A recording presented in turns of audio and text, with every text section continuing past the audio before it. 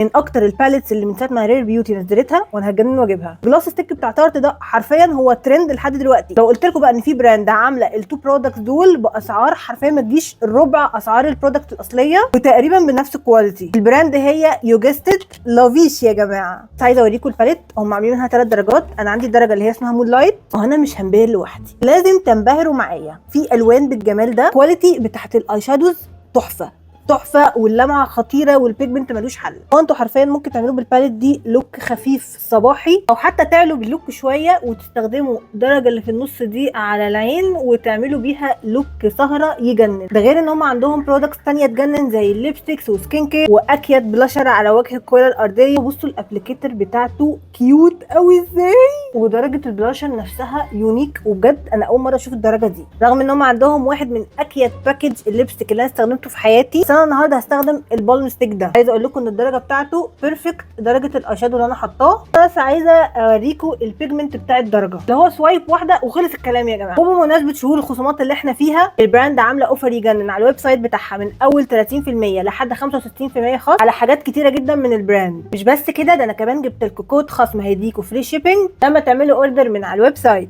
خصم لحد 60% وكمان فري شيبنج، وهي بلاش يا جماعه. جري وبدون تفكير على الويب سايت بتاعها عشان تلحقوا البرودكت اللي انتوا عايزينها، الدرجات اللي انتوا عايزينها.